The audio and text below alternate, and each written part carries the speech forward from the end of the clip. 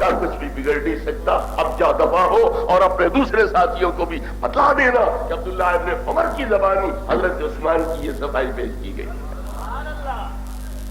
اب اسی سے آپ اندازہ لگا سکتے ہو کہ کس طرح لوگوں کو بے وقوف بنایا گیا تھا اور حضرت عثمان رضی اللہ تعالیٰ عنہ کے خلاف کس قدر بے بنیاد پروپیگنڈا کیا گیا تھا. عبداللہ ابن سبا یہودی نے اپنی کمیٹی بٹھائی, اپنے آدمی شتونگڑے جو ساتھ اکٹھے کیے ہوئے تھے انہیں بٹھایا اور کہا عثمان کی شخصیت بڑی بھاری بھرکم ہے, فی الحال ہم عثمان کے خلاف کارروائی کوئی نہیں کر سکتے,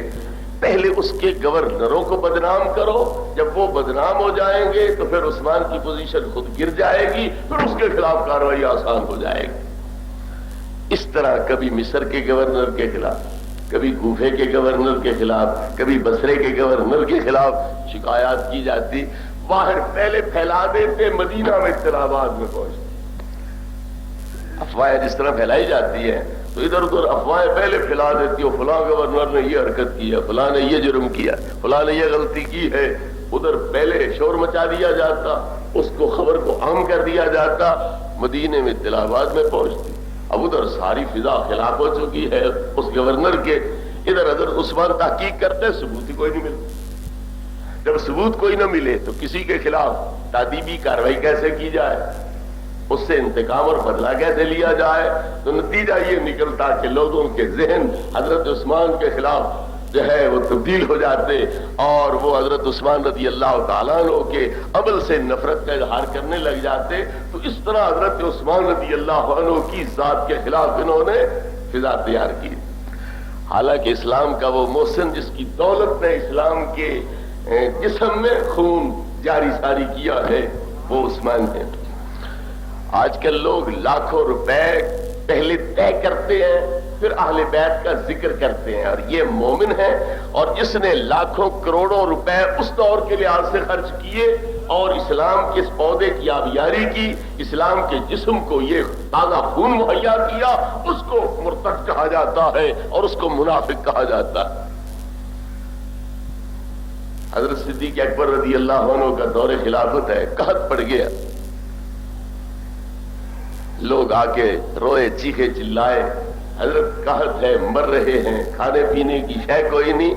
فرمایا ایک رات گزار لو, کل اللہ تمہارا بندوبست کر دے گا, کل تمہارا بندوبست ہو جائے گا. رات گزاری اس خوشخبری کے اندر خوشی خوشی کہ بس کل تو ہماری عید ہو جائے گی, کیونکہ ابو بکر صدیق نے کہہ دیا ہے. اتنے میں حضرت عثمان رضی اللہ تعالیٰ عنہ کا 1000 اونٹ کا قافلہ تجارت وہ مدینے میں پہنچ گیا. شام کے علاقے سے مختلف اجناس کا لدا ہوا 1000 اونٹ جو ہے وہ پہنچ گیا. اب مدینے کے تاجر اکٹھے ہو کے گئے حضرت عثمان کے پاس کہ یہ بیچ دو, ہمیں دے دو, تم نے تو بیٹھ کے نہیں دکانداری کرنی, تم نے تو بیچنا ہی ہے, ہمیں دے دو, ایک کے بدلے 2 دگنا پیسہ لے لو. آپ نہیں, جس سے زیادہ چاہیے. اچھا ایک کے بدلے 3 لے لو, نہیں اس سے زیادہ چاہیے. 4 گنا لے لو, نہیں اس سے زیادہ چاہیے, مجھے اور زیادہ ملتا ہے, میں تمہیں کیوں دوں, ایک کے بدلے 2 پر, ایک کے بدلے 3 پر, مجھے زیادہ ملتا ہے. نے کہا مدینے میں تو تاجر ہم ہی ہیں, یہاں تو اور ہے کوئی نہ, وہ کون سا تاجر ہے جو تمہیں اتنا زیادہ دیتا ہے. فرمایا ایک تاجر ہے جو مجھے ایک کے بدلے 10 دیتا ہے.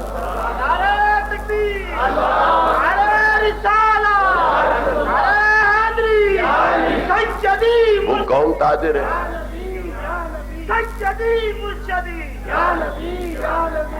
وہ کون تاجر ہے جو تمہیں ایک کے بدلے 10 دیتا ہے؟ فرمایا اللہ نہیں فرماتا من جاء بالحسنۃ فلہ عشر امثالها, جو ایک نیکی کرے گا میں 10 گنا اسے دوں گا. تو مجھے اللہ جب 10 گنا دے رہا ہے تو گواہ ہو جاؤ, میں یہ سارا مدینے والوں کے لیے وقف کرتا ہوں. وہ 1000 اونٹ بھی دے دیا, اس میں جو ساز و سامان تھا مال تجارت وہ بھی سارا مدینے والوں میں تقسیم کیا. تو جو اتنا بڑا محسن اسلام ہے, پہلے میں عرض کر چکا ہوں کہ تبوک کے موقع پر 1000 جانور پیش کیا, سرکار کی بارگاہ میں 940 اونٹ پیش کیے, 60 گھوڑے پیش کیے, 1000 جانور پیش کیا, اور 10,000 دینار جو 47 سیر سونا بنتا ہے وہ آپ نے اسے ایک موقع پر پیش کیا. اور نبی کریم علیہ السلام نے آپ کو اس موقع پر دعا دی، اللہم ارض عثمان فانی عنہ راض، خدایا عثمان سے راضی ہو جا کیونکہ میں اس سے راضی ہو چکا ہوں۔ اور فرمایا ما ضر عثمان ما عمل بعد ھذا، عثمان آج کے بعد کچھ بھی کرے عثمان کو کوئی نقصان نہیں پہنچ سکتا ہے۔ اتنا بڑا محسن اسلام ہے تو اس کے خلاف یہ ساری کارروائی کون کرا رہا ہے؟ یہ یہودی بچہ عبداللہ ابن سبا، کیونکہ مصر تازہ فتح ہوا تھا 17 ہجری میں حضرت عمر رضی اللہ عنہ کے دور خلافت میں، اور یہ بصرہ وغیرہ یہ علاقے جو ہیں یہ بھی کوئی قدیم الاسلام نہ تھے، تو ان میں اسلام نیا نیا پھیلا تھا، تو لہذا ان لوگوں میں جو اوباش تھے، نوخیز نوجوان تھے، جو صحابہ کرام ان اکابرین کے فضائل سے جو سرکار کی زبانی ثابت تھے، پوری طرح آگاہ نہیں تھے، آشنا نہیں تھے، ان کو اس آدمی نے برگلایا۔ اور یہ بات بھی ذہن نشین رہے کہ حضرت عثمان کے ہاتھ پر ہی اس نے اسلام قبول کیا تھا بظاہر عبداللہ ابن سبا نے، اور انہی کے خلاف باتیں کرنے لگ گیا۔ تو حضرت عثمان کی فراست دیکھو کیا ہے، آپ فرماتے ہیں یہ یہودی کیست، اور یہ یہودی کون ہے جو ہمارے خلاف باتیں کرتا ہے؟ حالانکہ مسلمان ہو چکا ہے، لیکن آپ پھر بھی یہودی کا لفظ بول رہے ہیں، تو یہ فراست مومنانہ تھی کہ آپ دیکھ رہے ہیں بظاہر کلمہ گو ہے لیکن حقیقت میں یہودی کا یہودی۔ لیکن آپ بڑے رحیم تھے، نرم دل تھے، مہربان تھے، بجائے اس کے کہ قتل کرا دیتے، یہ سازشیں کر رہا ہے ملک اسلام کے لیے فتنہ ہے، اسے ختم کر دو، آپ نے اسے جلا وطن کر دیا۔ وہ مصر چلا گیا، مصر جا کے اسے اور کھل کھلنے کا موقع مل گیا، کیونکہ وہاں یہودی بیٹھے ہیں، مجوسی بیٹھے ہیں، غیر مسلم بیٹھے ہیں۔ فتح اسلام اہل اسلام نے کر لیا، اسے رعیت تو ہر قسم کی ہے، پھر داڑیاں بھی اس وقت ہر کوئی رکھتا تھا، داڑھی سے بھی نہیں امتیاز ہو سکتا تھا، بظاہر کھڑے ہو کے نمازیوں کے ساتھ اسی طرح رکوع سجود کر لینا یہ بھی کوئی دشوار نہیں تھا، تو نمونہ مسلمانوں کا بنا لیا، حقیقت میں دشمن تھے اور وہ مسلمانوں سے انتقام لینا چاہتے تھے، تو اس لیے وہ لوگ عبداللہ ابن سبا کے ساتھ شامل ہوتے چلے گئے۔ پھر اس نے شوشہ یہ بھی چھوڑا ساتھ کہ عثمان خلیفہ ہے ہی نہیں، خلافت تو حضرت علی کی تھی، یہ تو ناجائز قابض ہے، متغلب ہے، یہ جابر ظالم ہے۔ حضرت علی کی خلافت پر دلیل کیا دی کہ دنیا سے جو بھی خلیفہ نبی کیا وہ خلیفہ بنا کے گیا، تو نبیوں کا نبی دنیا سے کوچ کرے خلیفہ بنائے بغیر ہی ہو سکتا ہے؟ چیلوں نے کہا نہیں گرو جی ایسے تو نہیں ہو سکتا ہے، لیکن پھر بتلاؤ خلیفہ ہے کون؟ نے کہا حضرت علی خلیفہ ہے، اور کون ہے؟ بھائی حضرت علی خلیفہ کیسے بن گیا؟ ابو بکر صدیق خلیفہ، پھر حضرت عمر خلیفہ، پھر حضرت عثمان کی بیعت ہو گئی، حضرت علی کیسے؟ بھائی تمہیں پتہ نہیں کہ نبی کریم علیہ الصلوۃ والتسلیم نے ارشاد فرمایا انت منی بمنزلۃ ہارون من موسیٰ، اے علی تیرا میرا وہ تعلق ہے جو موسیٰ اور ہارون کا تعلق ہے، موسیٰ کے خلیفے ہارون، نبی پاک کے خلیفے حضرت علی، مسئلہ تو طے ہو گیا۔ لیکن ان نوجوان چھوکروں کی کھوپڑی میں مغز ہی نہیں تھا، وہ سوچ ہی نہیں سکتے تھے، اور اس میں غور ہی نہیں کیا انہوں نے کہ حضرت موسیٰ علیہ السلام سے 1 سال پہلے حضرت ہارون کا وصال ہو گیا، وہ حضرت موسیٰ کی وفات کے بعد خلیفہ بنے کب تھے؟ انت منی بمنزلۃ ہارون من موسیٰ سے یہ دلیل تو تب پکڑی جا سکتی تھی جب حضرت موسیٰ پہلے وفات پاتے، خلیفے ان کے حضرت ہارون ہوتے، پھر بات واضح تھی کہ حضرت موسیٰ کا وصال ہوا، حضرت ہارون خلیفے بن گئے، اور موسیٰ کلیم علیہ السلام اور حضرت ہارون میں جو نسبت ہے وہی مولا مرتضیٰ میں اور نبی پاک میں نسبت ہے، لہذا سرکار کے وصال کے بعد حضرت علی خلیفے ہو سکتے۔ خیر تو بات ٹھیک تھی، لیکن جب حضرت ہارون کی وفات ہی پہلے ہو گئی، 1 سال پہلے، وہ بنے ہی نہیں خلیفے حضرت موسیٰ کے بعد، تو پھر اس حدیث سے وہ کیسے ثابت ہو گیا کہ حضرت علی خلیفے؟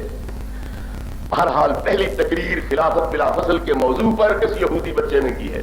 اور کب کی ہے؟ 35 ہجری میں، یعنی سرکار کے وصال کے 25 سال بعد اس حدیث کا معنی سمجھ آیا، اور وہ یہ یہودی بچے کو سمجھ آیا، نہ اہل بیت کو سمجھ آیا، نہ مہاجرین کو سمجھ آیا، نہ انصار کو سمجھ آیا، نہیں حضرت علی کو سمجھ آیا، اگر سمجھ آیا تو اس یہودی بچے کو سمجھ آیا۔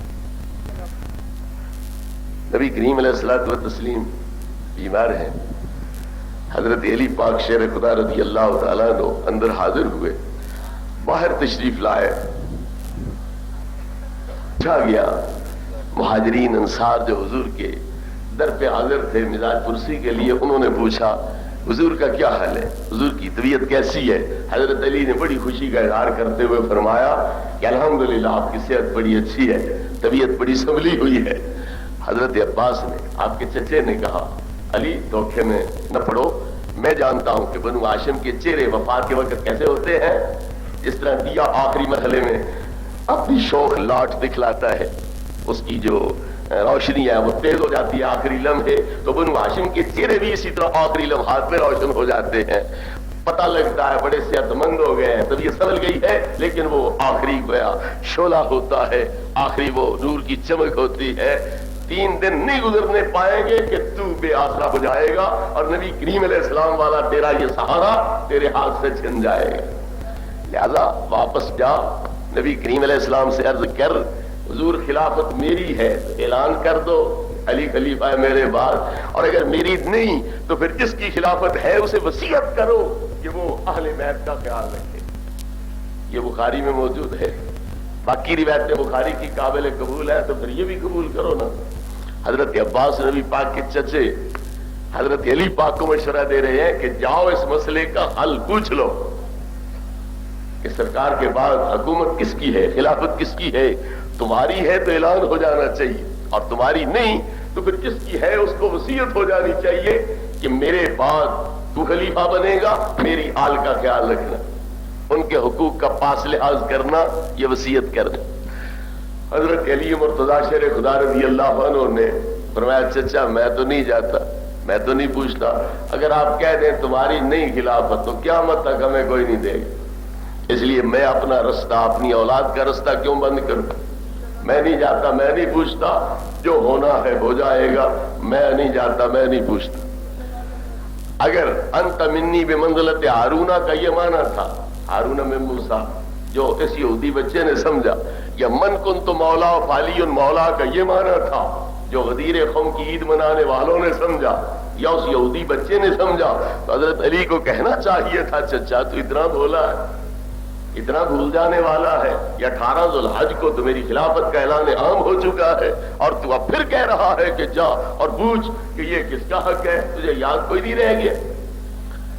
تو اس سے یہ بات کھل کے سامنے آتی ہے کہ حضرت علی پاک کو بھی نہیں پتا تھا کہ اس میں میری خلافت کا اعلان ہوا ہے، انصار کو بھی نہیں پتا چلا، ورنہ وہ ابو بکر کے ہاتھ پہ بیعت کیوں کرتے؟ اپنی دنیا قربان کر رہے تھے کہ شہر ان کا، زمینیں ان کی، یہ مہمان آئے تھے، 10 سال نوکری دی ان کی، اور اب حکومت بھی ان کے والے کرتے، اپنی دنیا بھی قربان کریں اور پھر دین کی حفاظت بھی نہ کریں۔ نبی پاک فرمائے علی کی خلافت ہے وہ ابو بکر کو دے دیں، تو کوئی اتنا پاگل بھی ہے کہ اپنی دنیا بھی برباد کرے اور اپنا دین بھی تباہ کرے؟ انصار کو اگر پتا چل جاتا کہ یہ تو حضرت علی پاک کی خلافت کا اعلان ہے، وہ کم از کم دنیا کو نظر انداز کر رہے تھے تو اپنے دین کا تحفظ تو کرتے۔ پھر مہاجرین کو کیا پڑی ہے، وہ ساری تکلیفیں اٹھا رہے تھے نبی پاک کی خاطر، وہ نبی پاک کا فرمان نظر انداز کر دیں ابو بکر کی خاطر، ابو بکر کی دنیا کے لیے انہیں اپنا دین برباد کرنے کی کیا ضرورت ہے؟ لہذا سچی بات، صاف بات یہ ہے کہ اگر مہاجرین، اگر انصار، اگر حضرت عباس، اگر حضرت علی یہ سمجھتے کہ خلافت حضرت علی کی ہے تو پھر نہ حضرت علی بیعت ابو بکر کے ساتھ کرتے، نہ حضرت عمر کے ساتھ کرتے، نہ انصار کسی اور کے ساتھ بیعت کرتے، نہ دوسرے مہاجر، وہ اپنی دنیا قربان کر رہے تھے تو اپنے دین کا تحفظ ضرور کرتے۔ میرے بھائیو ایک نقطہ یہ بھی ذرا ذہن میں رکھو، اللہ رسول کہے علی خلیفہ تو ہے اور علی بیعت ابو بکر کی کر لے، کیا علی مجرم کوئی نہیں؟ سوچے اس بات کو کہ اللہ رسول کہے علی خلیفہ تو ہے، علی کہے ابو بکر میرا امیر تو ہے، بیعت ادھر کر لیں، عمر کی بیعت کر لیں، عثمان کی بیعت کر لیں، اللہ رسول کے فرمان کو نظر انداز کیا یا کوئی نہیں کیا؟ کہو ڈر گئے تھے تو شیر خدا کس کے تھے؟ نبی پاک نے نبوت کا اعلان کیا، مکے والے دشمن ہوئے نہ ہوئے، مگر ان کی دشمنی کی پرواہ نہیں کی، اللہ کے حکم کی تعمیل کی۔ اگر حضرت علی کو حکم تھا اللہ رب العزت کا اور نبی پاک کا کہ خلافت تیری ہے، پھر حضرت علی کیوں نہیں میدان کے اندر آئے اور ذوالفقار کو کیوں نہیں لہرایا، اور جو ہاتھ آپ کا اللہ کی قدرت کا مظہر تھا اس ہاتھ کی طاقت کا اظہار کیوں نہیں آپ نے کیا؟ بہرحال یہ یہودی بچے کی پہلی تقریر ہے خلافت بلا فضل کے موضوع پر، اور یہ علامہ کشی علماء شیعہ کا اپنی کتاب جو رجال کی تحقیق کے بارے میں ہے، کون سچا کون جھوٹا، کون روایت کے قابل کون نہیں قابل، اس رجال کشی کے اندر انہوں نے یہ تصریح کی ہے کہ ان عبداللہ ابن سبا کان یہودیا فاسلم ووالا علی، یہ یہودی تھا مسلمان ہوا، حضرت علی سے اسے بڑا پیار تھا، اور جب تک یہ یہودی تھا حضرت یوشع کو وصی موسیٰ کہتا تھا، جب مسلمان ہوا تو حضرت علی کو اس نے وصی رسول کہنا شروع کر دیا، اور هو اول من کاشف مخالفی ہے، یہ پہلا شخص ہے جس نے حضرت علی کے مخالفین کا پردہ چاک کیا، وَكَفَّرَهُمْ، انہیں کافر قرار دیا۔ تو چونکہ پہلا شخص جو خلافت بلا فصل کا مدعی، جو حضرت علی کی وصیت کا مدعی، جو حضرت علی کو خلیفہ نہ بنانے والوں کے کفر کا مدعی، جو ان کے اوپر تبرئے کرنے والا ہے، وہ یہودی تھا، تو وہ کشی کہتا ہے من ثم قال من خالف الشیعۃ ان اصل التشیع ماخوذ من الیہودیت، کہ اسی لیے ہمارے مخالف کہتے ہیں کہ یہودی مذہب جو ہے، یہودی آدمی وہ شیعہ مذہب کا بانی ہے، اور اہل تشیع کا جو مذہب ہے یہ یہودیت سے حاصل کیا گیا ہے۔ بہرحال یہ کھوج مل جانے کے بعد کہ پہلی تقریر خلافت بلا فصل کی کون کر رہا ہے،